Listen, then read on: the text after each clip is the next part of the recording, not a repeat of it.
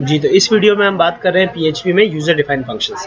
देखिए होता क्या है, यूँ समझ लीजिए कि मुझे कोई भी एक काम करना है। लेट्स से मैंने ये कहा कि अगर मेरा यूज़र कोई भी नंबर हमें किसी वेरिएबल में देते हैं, वेरिएबल है वह नंबर है 22, ठीक है, और हम एको करना चाहते हैं कि जो भी नंबर है उसके साथ 2 प्लस हो के एको, ठीक है। ये एक छोटा सा मैंने असाइनमेंट में बनाया, तो 24 आता है, ठीक है। अब हर बार क्या होता है कि जब जब भी मुझे प्रिंट करना है तो मैं क्या करूँगा कि +2 लगा लगा के प्रिंट करूँगा, ठीक है, मुख्तलिफ जगहों पे, मतलब यहाँ भी चाहिए, यहाँ भी चाहिए, यहाँ भी चाहिए, ठीक है, जहाँ जहाँ पर भी मुझे। तो मैं क्या करूँ, इस काम के लिए एक फंक्शन बना लूँ। फंक्शन क्या होता है PHP में, जिस तरह जावास्क्रिप्ट में आप लिखते हैं फंक्शन, ये सिंटैक्स है, फंक्शन का नाम, मैंने कहा फंक्शन का नाम लेट्स सपोज से ऐड, ठीक है, फंक्शन। और ये फंक्शन फिलहाल क्या कर रहा है, ये फंक्शन फिलहाल एको कर रहा है चेक करने के लिए अफनान यूसुफ। तो देखें आपके पेज पर कोई आउटपुट जनरेट नहीं हुआ, हालांकि आपने एको लिखा है, लेकिन वो एको एक फंक्शन के अंदर है। फंक्शन एक सेल्फ कंटेंट एंटिटी होती है, ये यहाँ से लेके यहाँ तक पूरा एक फंक्शन है।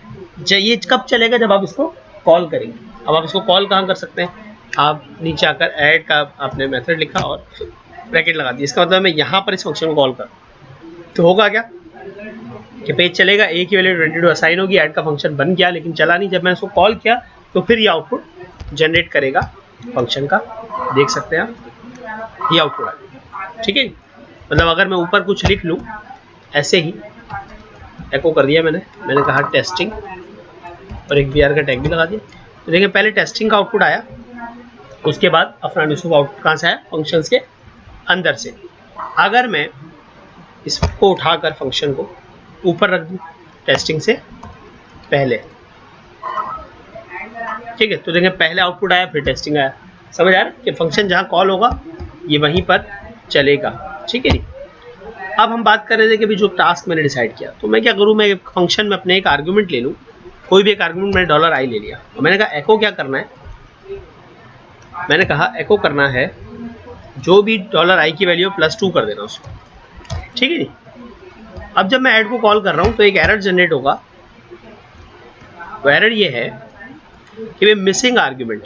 आप ऐड का फंक्शन कॉल कर रहे हैं लेकिन उसमें आपने आर्गुमेंट दे दिया। क्या मतलब कि जब ऐड का फंक्शन बनाया था आपने कहा था एक i की वैल्यू दूंगा और वो आप दे नहीं रहे, तो मैंने यहाँ पर आकर i की वैल्यू 22 दे दी, या a भी दे सकता था, जो मेरा वेरिएबल था मैंने हटा दिया। तो देखिए आउटपुट क्या आएगा, 22 की जगह पर 24। क्यों, क्योंकि आपका फंक्शन उसमें +2 कर रहा है। मैं एक बार फिर से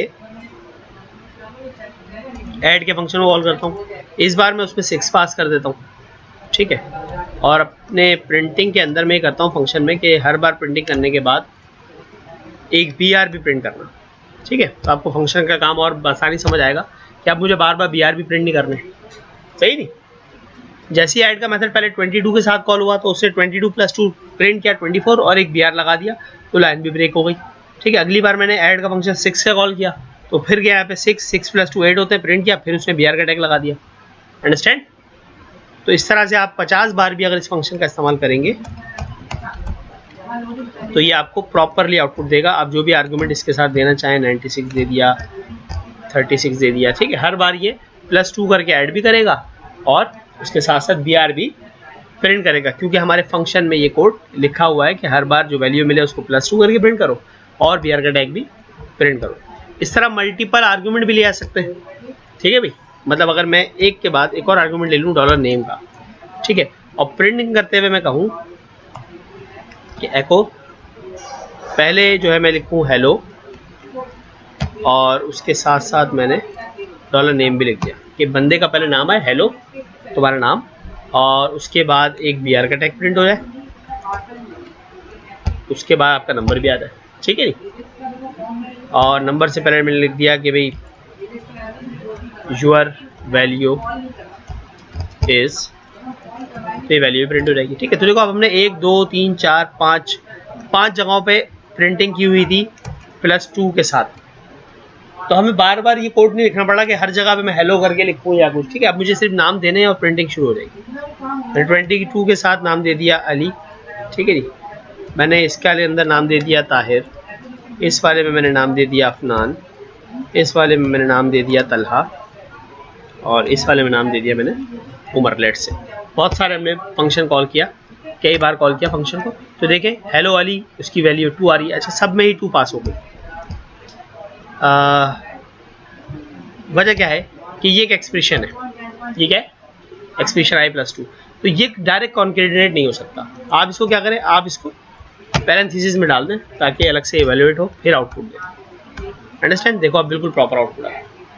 समझ आया कि पहले वो उसको स्ट्रिंग समझ रहा था और उसको आई को स्ट्रिंग बना दिया था उसने, कॉन्केटेनेट करके और प्लस कर रहा था तो 2 रह गया था। आपको मालूम है जब PHP में आप किसी स्ट्रिंग के साथ अरिथमेटिक परफॉर्म करते हैं तो स्ट्रिंग को 0 समझ लेता है, तो सिर्फ 2 आउटपुट आ रहा था। ठीक है जी। हेलो वाली योर वैल्यू इज 24, ताहिर के साथ 8, अफनान के साथ 17, तला के साथ 98, उमर के साथ 38। क्यों?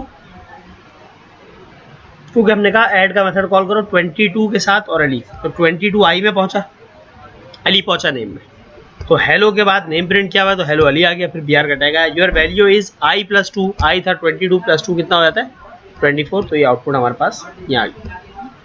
ठीक है जी। तो ये एक छोटा सा मैंने फंक्शन की एग्जांपल दी।